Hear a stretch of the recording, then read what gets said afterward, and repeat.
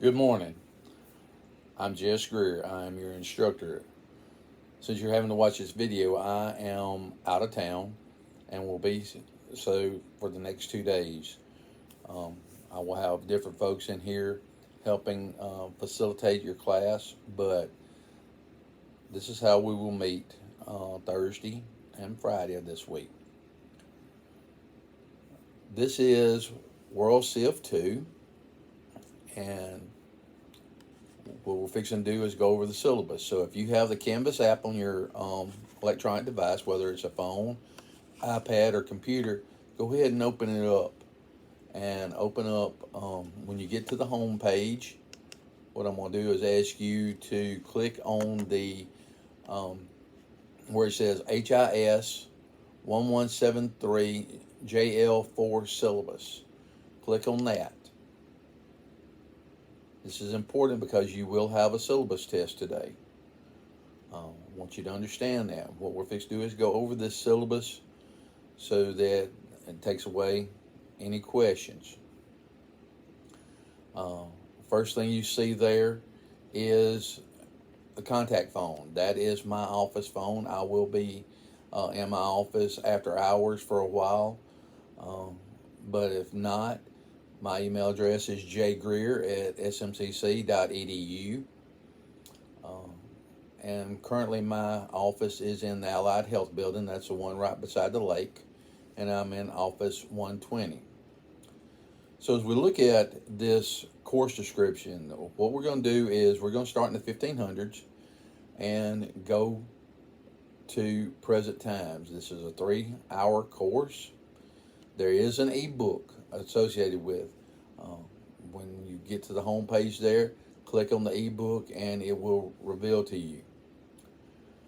The title of the book is The Essential World History, 9th edition by Duker and Spielvogel. And I always have fun with that name, Spielvogel. But you will have that. Also, understand this. You will have assignments every day. Every day. Things that will be graded. So make sure you have enough Wi-Fi capability. Now, when I say that, this campus has multiple computer labs. Matter of fact, we're meeting in Kenna Hall, room 11, which is in the bottom floor. On the floor above us, after you go through the main entrance, to the right is a computer lab. Feel free to access it. They have no problems with you coming in there accessing that, because that is one of the things. I will strongly advise, do not take your test on your cell phone. For some reason, Canvas and cell phones do not always work well, and I just want to make sure that you understand that, because once you open up a test, and we're going to talk about this a little bit more in detail further in this video, but once you open it up, the clock starts. You can't stop the clock. Based on the assignment, you may have 20 minutes, you may have 60 minutes, or whatever. But once that clock starts, there's no stopping the clock once you open it up. So just understand that. So make sure you got sufficient Wi-Fi. If you think that you can't stay on campus long enough to do your assignments, then make sure you got sufficient Wi-Fi, because your assignments are due daily. Okay. When we look at the measurable learning outcomes, we're going to look at political issues. We're going to look at social issues, economics, and how things work geographically. You're going to be familiar with pertinent terms to that time period. So we'll have that. Now, how are we going to find out if you have achieved the learning that we expect in this class? Well, you're going to have quizzes. Every chapter has a quiz, and my goal is to cover a chapter a day. Today we're going to cover chapter 16. You will have a quiz this morning on chapter 16. You will have 3 major tests. After every 5 chapters, there will be a unit test, and then there is a comprehensive final. So just be aware of that. So you're looking at 15 quizzes, 3 unit tests, that's 18, and a final. That is 19 grades over the next while before July the 28th.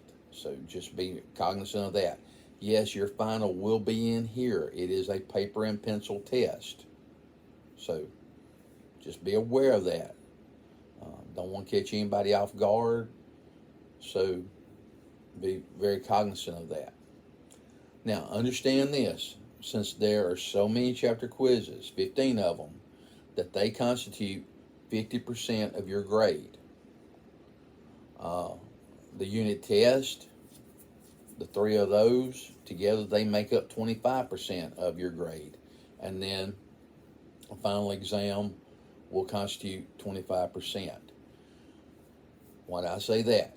If you decide to blow off the final exam, that is 25% of your grade. We're fixing to look at the grading scale in just a few minutes and everything, but I'm going to tell you, if you decide to blow off the final exam, unless you have a 95 average or above, you're fixing to fail this course, just being very blunt with you. And yes, you have to take the final exam when it is administered, and that will be the last day of the class, the 28th of July. So just be very mindful of that. So let's keep looking at this. All right. As we scroll through the syllabus, we're going to look at classroom rules. I don't have a whole lot of them. First thing is respect. So respect is mutual. I'll respect you, you respect me, and things will go easy.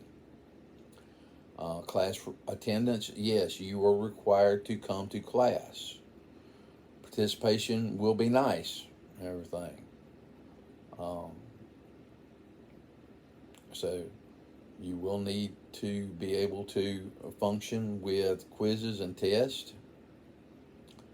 As I said, there are 15 chapter quizzes, 3 major tests, and a final exam. Now, everything will be multiple choice. So just understand that. Now, I want you to understand this. Academic integrity. I'm big on this. Don't cheat. Don't misrepresent your work and with someone else's, okay? Don't give the idea that any kind of academic dishonesty is taking place. If it is suspected, it will be dealt with in the appropriate manner, and we'll go from there. What is academic integrity? Cheating on final exam, on exams and quizzes. What does that mean? Well, if you use any material not allowed or authorized by me for help with the exam, that's cheating. If you use any information obtained from someone else, that's cheating. So be mindful of that. Anything that is not authorized, that's cheating. Let's just put it that way. Misrepresentation. That is intentionally providing false or misleading information about absences or missed exams, late classwork. We'll talk about the attendance policy in just a minute and everything. But if you come up there and you start making up tales about why you weren't there and such, that is the same as cheating. Plagiarism, if you're doing presenting work that is not viewed as your work, understand that. And just because you put quotation marks around it does not make it not cheating.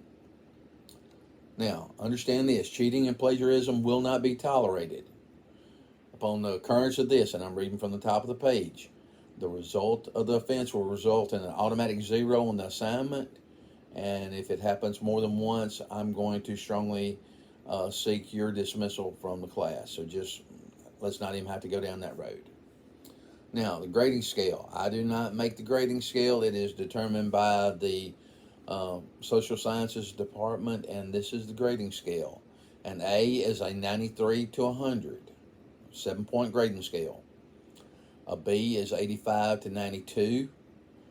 A C is 76 to 84. A D is 70 to 75, and if it's below a 70, that is an F. Okay?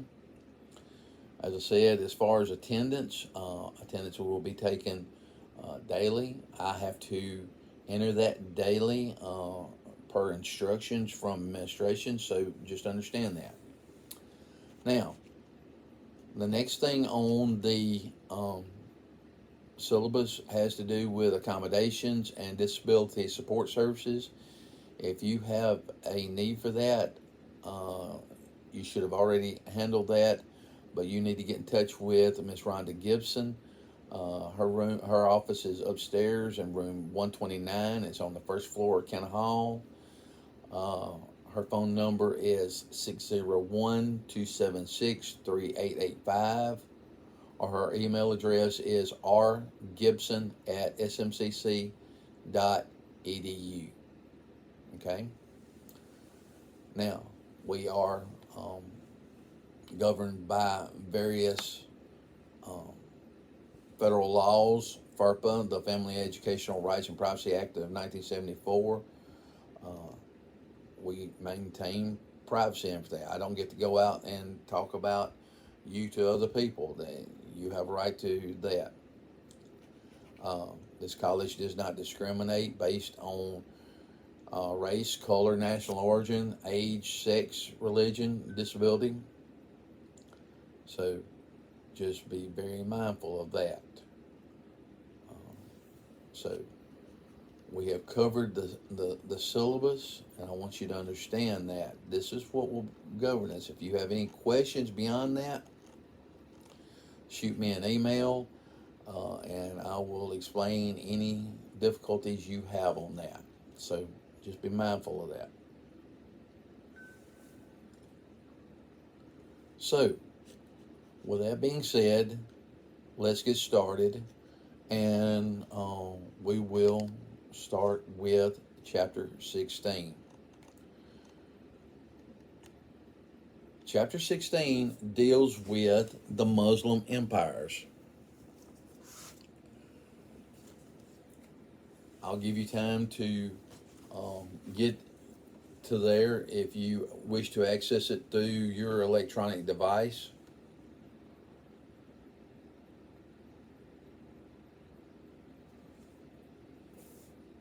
But we're going to take a very candid look at the Muslim empires. We are not going to pass judgment. We're going to look at facts. My job in this course is not to pass judgment on these individuals. We may or may not like what certain individuals do, but that is why we study history. And I want to talk about that because just because we don't like something does not mean it did not happen. There's much of history that is very controversial.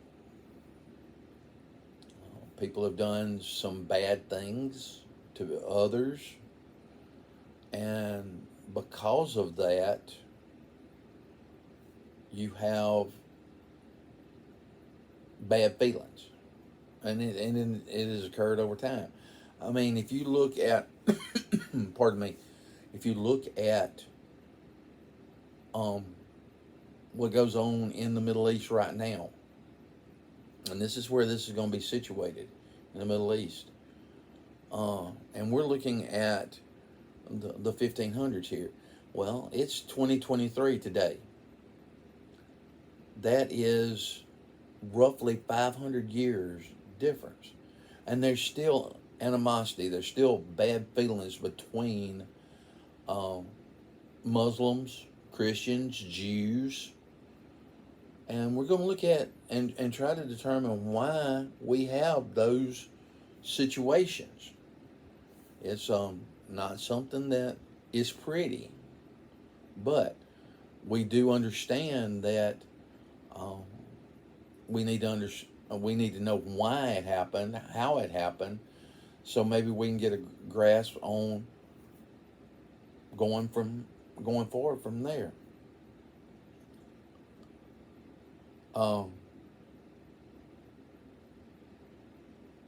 When we look at, and I'm reading from the book right here. I have a hard copy.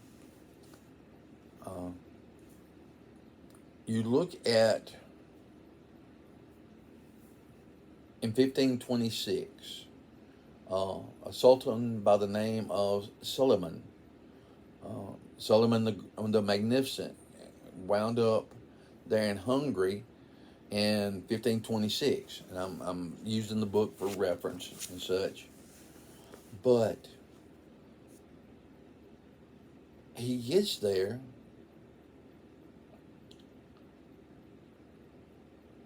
and you've got a new advent right here with weaponry and everything. We have introduced gunpowder into the art of war. And you're going to see that the use of cannons, both on the part of the Muslims and the Europeans that are opposing them, they're both going to use artillery during this battle here. And this was a short-lived battle. According to the book, this battle started about noon, dinner time, and was over in about 2 hours. And what happens here is the Muslims win the battle.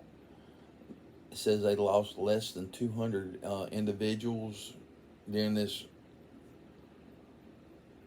But the Europeans, when these folks, they were not familiar with the terrain and such, and it said they lost 20,000 folks, not due to gunfire or anything. They drowned in a swamp.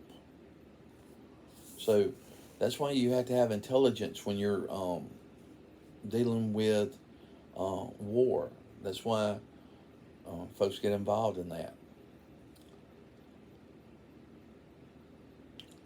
But because of this battle, this defeat of the Europeans, the Hungarians, the Muslims are going to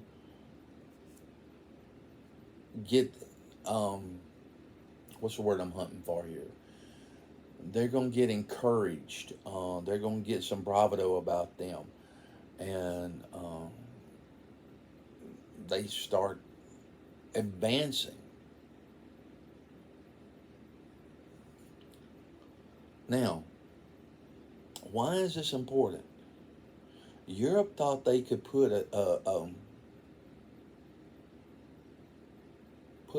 hold on the Muslims and everything. They were trying to ratchet the Muslim influence down. And with this defeat here in Hungary, the Muslims do prove that they have the ability to strategically advance. Now, when we look at here in the Muslim world, you're going to see three major empires. One will be the Ottomans, the Ottomans, Ottomans. The second one is going to be the Safavids, Safavids, Safavids. And then the third major group is going to be the Mughals, Mughals, the Mughals. And these three Muslim groups are going to influence much of the Middle East, much of Southern Asia. So, for a time. So, the first one we're going to look at is going to be the Ottomans, the Ottoman Empire. Now, when exactly when and where did the Ottomans get their start? Well, first thing you're going to see is the coming on of what are called the Seljuk Turks, Seljuks, the Seljuk Turks. And over time, back in the first course of this, you see the Muslims grow in power. They're going to do just like every other group. You're going to see ups, downs, but the Seljuk Turks were there, and what they tried to do was they were trying to reestablish the Abbasid Caliph, and a Caliph is nothing more than a district within of Muslims. And the Abbasid Caliph was located there in Baghdad. We know Baghdad is in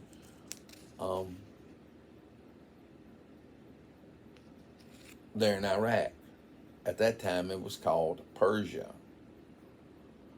Matter of fact, this area was part of the Byzantine Empire.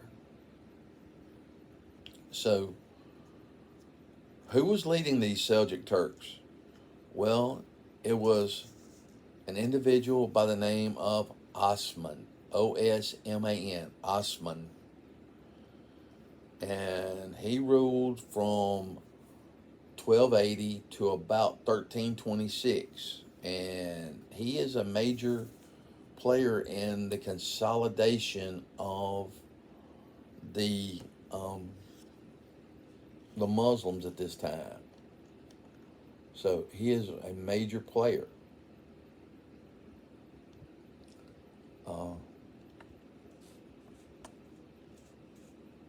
Now, why is it important to know about Osman? Because he has power, he is the ruler at that time, and his descendants are going to be called the Osmanli, Osmanli dynasty. Now, I say that for this. The Osmanlis are going to wind up being called the Ottomans. So this is where the Ottomans are getting their basis. Now,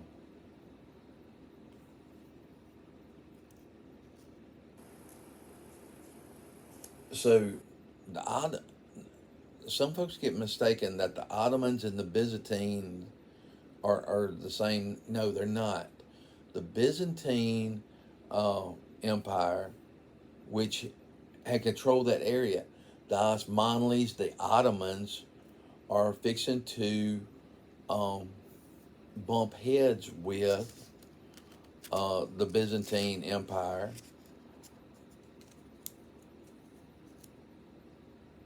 But not all of this is the work of the Muslims.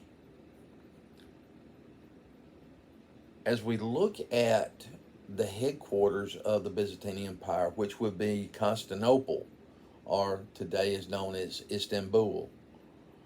Um, Constantinople was actually sacked by the Crusaders during the Fourth Crusade in the year 1204. And because the Crusaders had come in there and done that, you're going to see um, the Western powers exercise control over this area. So you've got European leaders over this. Now, I say that for this, okay? I say that for this. I'm just trying to get comfortable here, so just bear with me. That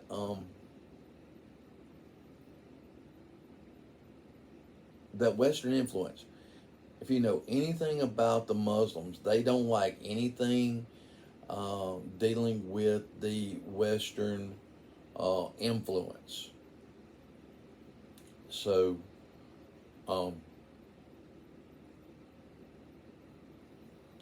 you're fixing to see that pushback from the Muslims here, and that pushback actually starts around 1345.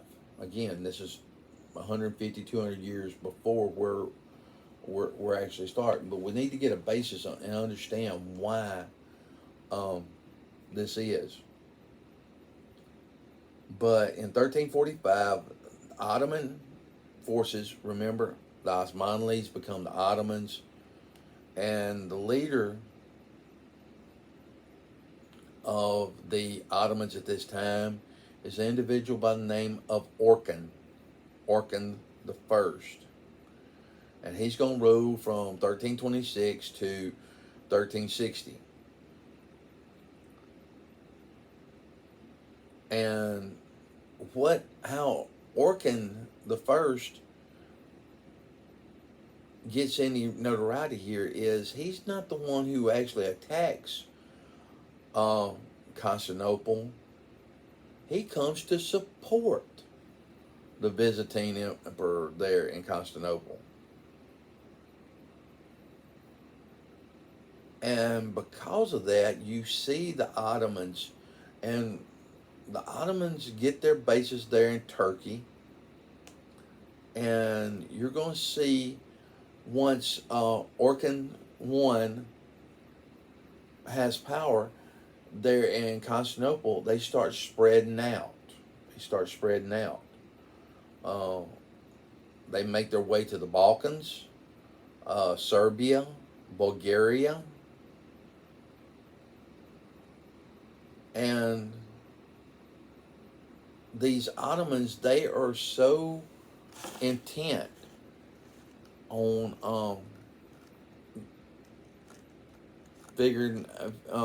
establishing power, and their basis of power is a political governor by the name of Beys. This is what they call their governor. They call their governors Beys, Beys, which, according to the book, Beys comes from the Turkish word beg, which means night.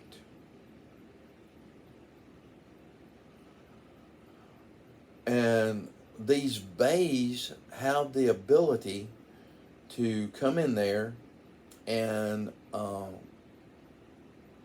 they collect taxes, they drive out opposing forces, and they pay their allegiance back to the forces there in Constantinople. But the leader there in Constantinople, you're fixing to see him call for the first time the word Sultan, Sultan. Sultan means simply this: the sovereign of his domain. He is in charge of that. So Orkan I is going to be the first one to attain that title of Sultan. When Orkan dies, he is succeeded by his son Murad, and he will lead for the next 20 years till 1389. And Murad keeps up that strong military presence here by the Ottomans, and he has an elite fighting group, what we would call our SEAL Team 6. He has a group called the Janissaries. Janissaries. Now, the Janissaries, let's get an idea of what a Janissary is. If you look back at the root word Janissary, it means new troops and everything. Because what happened here was these Janissaries were originally Christians. And with them, they've been brought in, and they were actually recruited. They went out there and got them. And these Janissaries were trained at the highest levels. Now, the one thing different with the Janissaries from the normal army is the Janissaries answered straight to the Sultan. They didn't answer to anybody else, but they answered straight to the Sultan. They owed their allegiance to the Sultan. If you're wondering what I'm doing right now, I'm actually pulling up the PowerPoint that goes along with this chapter. So, as we look here, and we try to figure out why the Janissaries had to be in place. Well, the Janissaries had they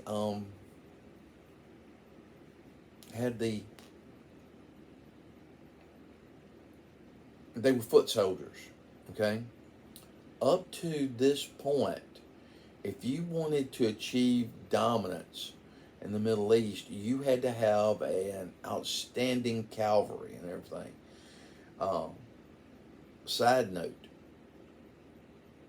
if you know anything about horses and everything, Arabian horses, they got their name because they came from the Middle East, but those horses had so much stamina and everything, and they moved so quickly and such, that they made excellent horses for the cavalry.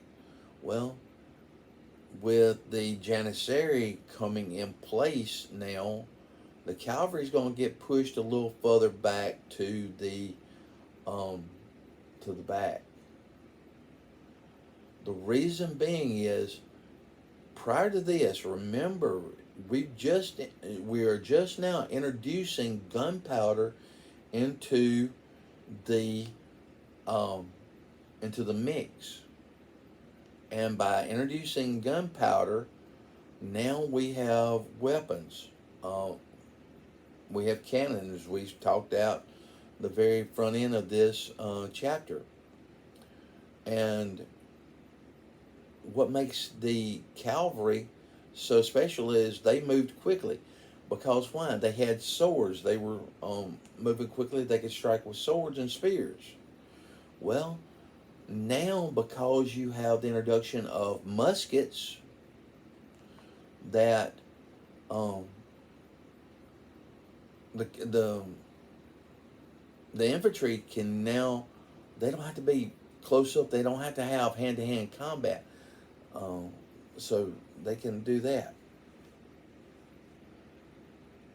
Now, what were the Janissaries' main duties? Number one was to protect the palace, the Sultan. The second thing is they were called to um, be a force to extend the Ottoman rule beyond where it already was. The Janissaries were called to subdue the Serbians. Um, Matter of fact, it was because of their actions in the Battle of Kosovo that they were able to defeat, the Ottomans were able to defeat the Serbians there in 1389. So we've gone through Osman, we have gone through um, his successor Orkan, and now and then his successor Murad. The next one we're going to have is going to be Bayezid. Bayezid. And Bayezid starts his reign in 1389 and will lead for the next 13 years to 1402. Under Bayezid's rule, the Ottomans are going to annex Bulgaria, and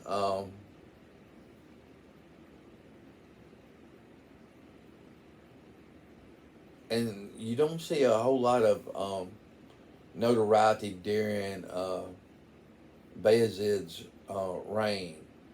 Now, the next major player that we're going to see is not in right there after 1402, but it's going to be almost 50 years when Mehmet II, who takes over control of the Ottoman Empire in 1451.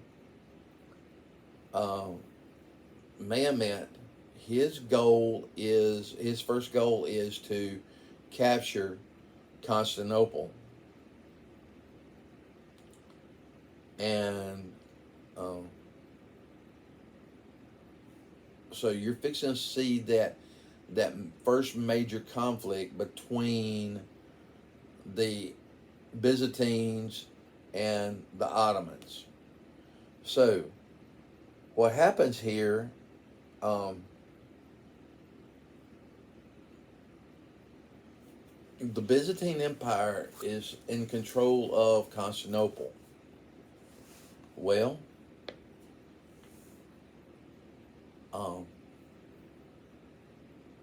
you're going to have, and the Byzantines are affiliated with the Europeans, not the Muslims. The Ottomans are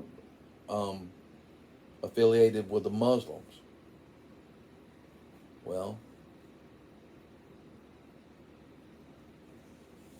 Mehmet is going to come in there with a larger force. It says that he had 80,000 troops. The defenders of Constantinople only had 7,000 defenders, so that's 80,000 versus 7,000. That's almost that's greater than a 10-to-1 ratio. And what happens here is Mehmet starts laying a siege there to Constantinople in 1453.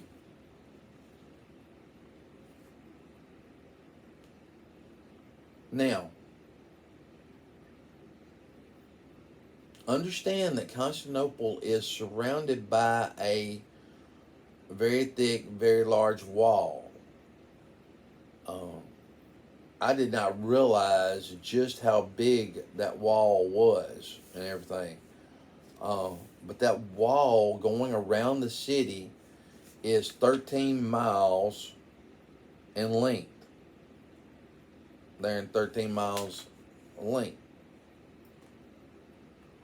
Constantinople is on a point of land that extends out into the water.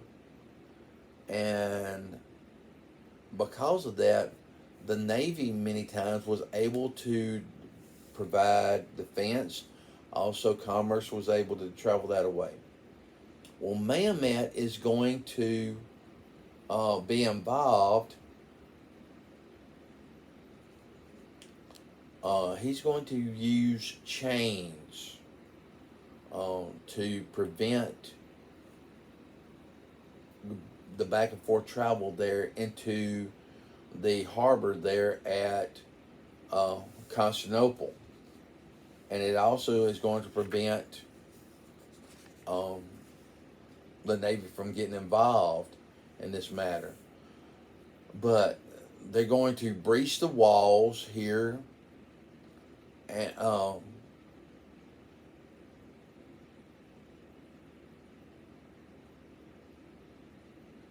so they're going to breach the walls, come in, and take over. Now, the leader of the Byzantine Empire right there, you're going to see him die during this fateful battle, everything. But because the Ottomans have such power, they have come in such force, they win the battle, they win the war, and they take over Constantinople. Well, one of the first acts that they do is instead of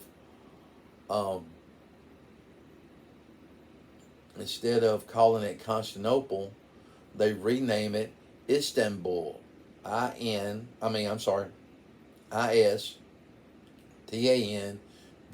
Istanbul. Now, you're going to see a major incident coming up, because now that the Ottomans have power there at Istanbul, they're going to reach out in different directions. One of the first directions they go up against is the Safavids. The Safavids. And they're going to defeat them.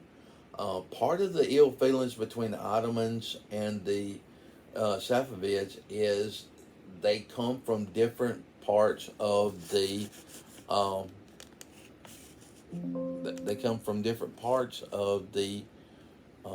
Muslim religion. Remember, you have the Shiites and you have the Sunnis. Well, the Safavids are Shiites, so there's no love lost there. You're actually going to see during this time, you're going to see the Ottomans going to defeat the Safavids in 15, and I'm sorry, let me find my date. They defeat the Safavids in 1514.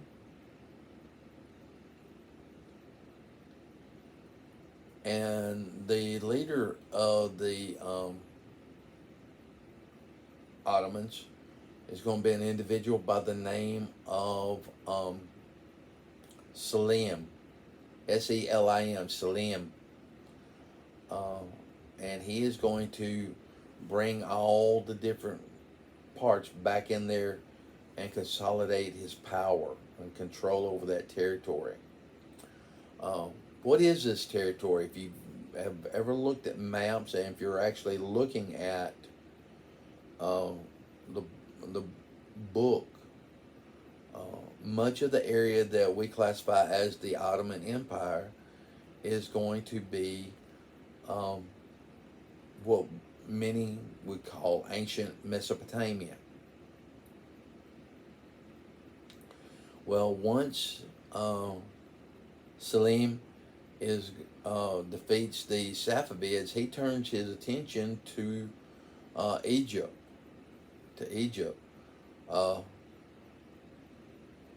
The Mamluks, Mamluks, Mamluks, the Mamluks. And the reason why you see Selim looking at the Mamluks is he expected for Egypt to back him up on all of this. Well, Egypt didn't back him up. They didn't back him up. And, well, you either for me or against me is basically the simplest part to say. And when Egypt did not support uh, the Ottomans come into Egypt and they start wreaking havoc. The capital city of Egypt, Cairo, will fall in 1517, and Selim will declare himself the new caliph. Going back to your class before this, the caliph will is ultimately the successor to Muhammad. So Salim views himself as the head of the Muslim uh, religion. You're going to see much of the Mediterranean fall up under um, Muslim influence. The Turkish armies and their navies are going to go west across the Mediterranean, such areas as Tripoli, Tunis, Algeria. All of these are fixing to come up under the Ottoman power. Matter of fact, the Ottomans are going to reach so far as to almost make it to the Straits of Gibraltar. If you're wondering where the Straits of Gibraltar, if you've ever seen on a map where Europe and Africa almost meet, well, that little area right there is going to be the Straits of Gibraltar. The Straits of Gibraltar. So they're going to have influence over a lot of people. Okay. So they have decided they're going to take over much of Africa, much of northern Africa. We just called Tripoli, Tunis, Algeria. They're going to be in charge there, everything. But how much power do they actually exhibit? And that is something that we need to understand here. The further a empire reaches, the less power they actually have the further away. Because why? If I were in class with you today, I would find somebody sitting back there on the back row and everything.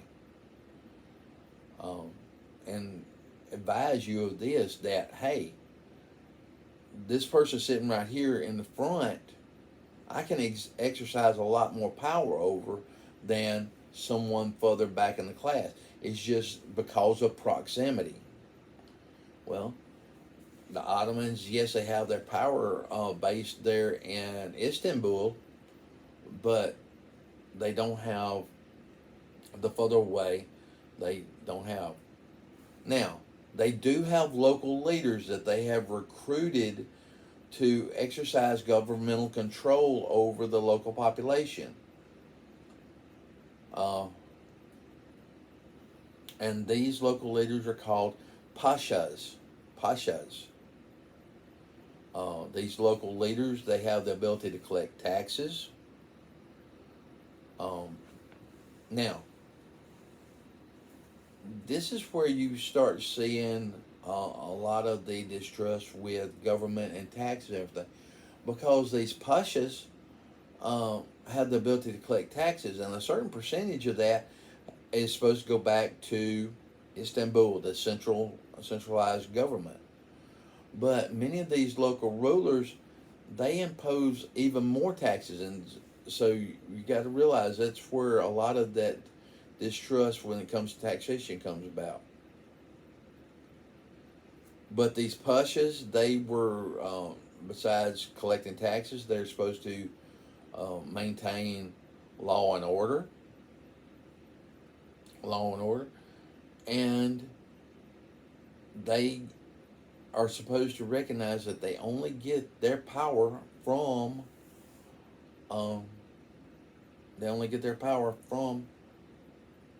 the from Istanbul.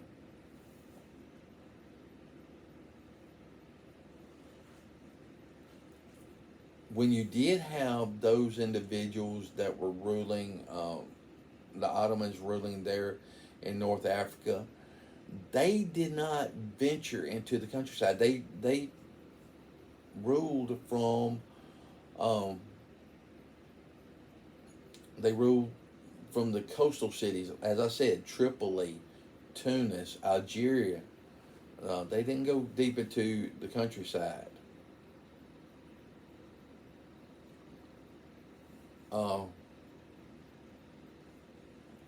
Now, you are going to see something. Let me get back here where I can pull this up. Um, you're going to um, see um, during this time, a lot of it during the 17th century, the 1600s, um, you're fixing to see a major decline between Istanbul and the people further away there in North Africa. Again, it's because of that proximity. If the further away somebody is from the center of power, the less power is able to be exerted on them. So you have that.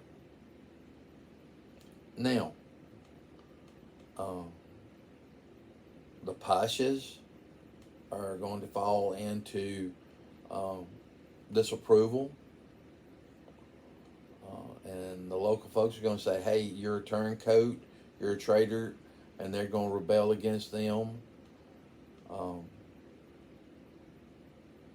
So you just start having, and over time you see corruption and such as that get in the problem, get in the way. Well, you're also going to see, because you have a primary victory, well, hey, if I can defeat them, maybe I can go up here and do that. And you're going to see the Ottomans push into Europe. It says in 1453 they turned their attention back to Europe. As we talked about, Suleiman the First, that was where we talked right off the bat. He defeats the forces there in Hungary, and he starts making his way up the river Danube, and goes all the way into Belgrade in 1521, and he makes it all the way and defeats them, as we said there in that major battle. They're going to turn the Ottomans, the Turks are going to turn their attention toward the Spanish. Well, the Spanish are fixing to lay a major defeat navally against the Ottomans, and in a naval battle called Lepanto. I'm having to look at it and make sure I say it. Lepanto. That battle happens in 1571.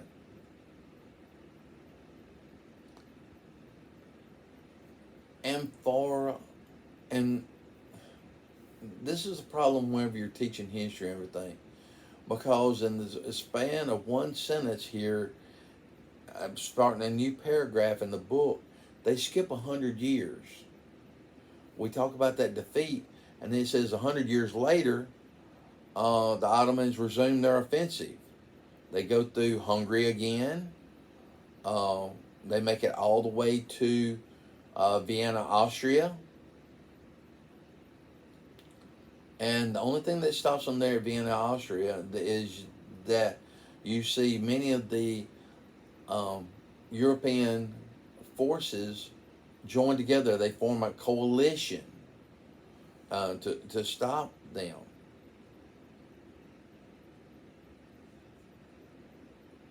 And because of this coalition, and the Ottoman Turks are turned away here at Vienna, the Ottomans are not going to be a force against Europe. It says the Turkish Empire held together for the rest of the 17th and 18th centuries, but because they were stopped there at Vienna, Austria, the Austrian Empire is fixing to gain power. And you're also going to see a new factor here that they had not dealt with, and that is Russia. That is Russia. So,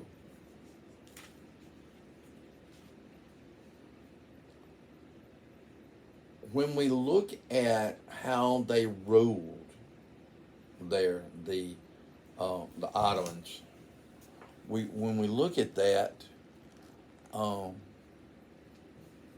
we look at their power structure, first of all, the top of the power structure was the Sultan. The Sultan was the ultimate power. They had supreme power, both militarily, and they had power as far as running the military.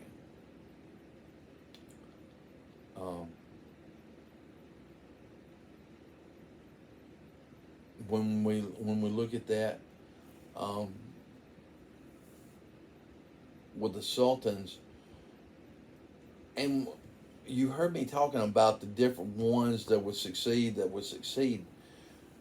The succession line was not as set as many folks would like it to be, because what would happen here would be that these folks would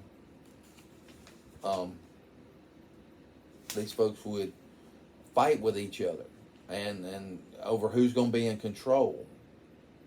Okay.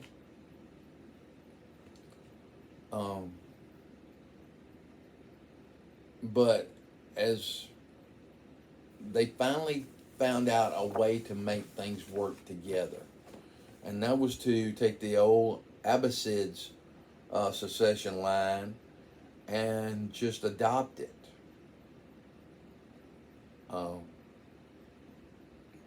They talk about who was the greatest of these leaders of the Ottoman Empire. And the greatest leader, according to history, is probably going to be Suleiman the First, or Suleiman the Magnificent. He was probably the greatest ruler of this entire group. And once that power structure is established, and they've got all the kinks out, they quit fighting each other, now you get where that the Sultan is able to pass down power from there. All right. With that being said, we're going to take a break for a minute. I'm going to hit pause, and I'll be back in just a minute.